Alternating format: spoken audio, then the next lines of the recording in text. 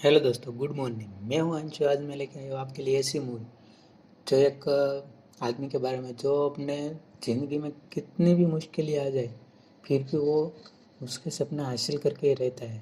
आज मैं एक ऐसी मूवी लेके आया हूँ जिसका नाम है संधू चैंपियन, जो 2024 में रिलीज हुई भारतीय हिंदी भाषा की बायोग्राफिकल स्पोर्ट्स ड्रामा मूवी है, जिसे कबीर खान ने लिखा है और निर्देशित किया है तथा नाडियाडवाला ग्रैंडसन एंटरटेनमेंट के तहत साजिद नाडियाडवाला ने इसका निर्माण किया है।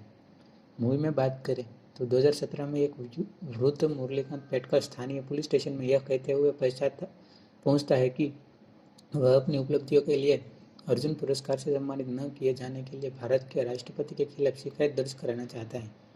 वह आगे कहता है कि पुरस्कार जीतने से उसके गांव के विकास में मदद मिलेगी। जब एक अधिकारी ने उसकी योग्यता के बारे में पूछा तो उसने अपनी उल्लेखनीय यात्रा के बारे में बताया।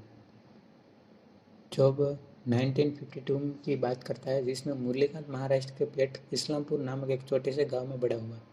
छोटी उम्र में ही वह भारत के लिए ओलंपिक स्वर्ण पदक जीतने के लिए महत्वाकांक्षा विकसित करता है, जिसके लिए उसके सहपाठियों द्वारा उसका मजाक उड़ाया जाता है और उसके पिता द्वारा उसे डांटा भी जाता है।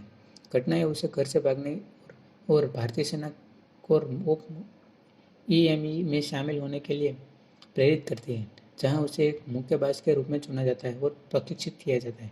उन्हें टोक्यो में 1964 में आयोजित अंतर्राष्ट्रीय सेवा खेल प्रतियोगिता में मुक्केबाजी में भारत का प्रतिनिधित्व करने के लिए चुना जाता है, जहां वे अच्छा प्रदर्शन करते हैं लेकिन अंतिम दौर में हार जाते हैं क्योंकि उनका ध्यान भटक जाता है और उसके पर वे पर्याप्त रूप से ध्यान केंद्रित नहीं कर सकते। अपनी क्षमता के बावजूद हारने से निराश उनके कोच टाइगर अली उन्हें आगे प्रशिक्षण देने से मना कर देते हैं।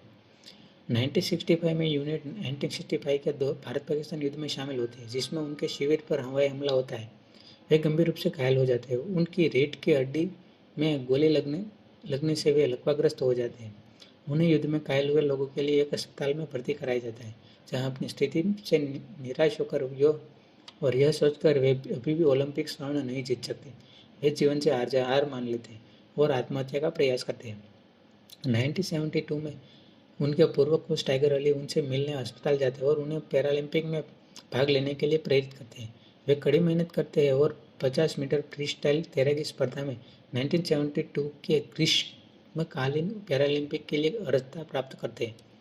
जहां वह वहां होता है वो तो ओलंपिक पर फिलिस्तीनी आतंकवादी हमला होता है, जिसके कारण पैरालंपिक को हिडबर्ग में अलग स्थान पर स्थानांतरित कर दिया जाता है। नए स्थान पर वह कई फीट में आगे बढ़ने में सफल होता है और अंततः एक नया विश्व रिकॉर्ड बनाते हुए स्वर्ण पदक जीतता है। एक बार जब खबर उसके गांव पहुंचती है तो वह एक सेलिब्रिटी बन जाता है और गांव वाले उसका बहुत धूमधाम से स्वागत करते हैं। 2017 में हालांकि पिछले कुछ सालों में उसकी उपलब्धियों को भुला दिया जाता है। पुलिस इंस्पेक्टर उसकी कहानी से प्रभावित होता है, लेकिन फिर भी उसकी प्रामाणिकता पर संदेह करता है। वह उसके बारे में एक लेख लिखने के लिए एक पत्रकार से संपर्क करता है।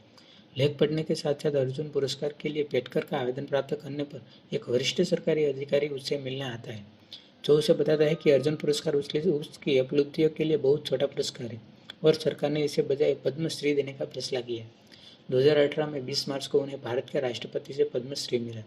अंत में बताया गया कि मुरलीकांत पेटकर की प्रेरक कहानी जीवन में आने वाले सभी उतार चढ़ाव और सभी बाधाओं हर मजाक को पार करते हुए एक सार्थक और करार जवाब दिए, जिसमें मुरली का संवाद ये हंसता क्यों हो।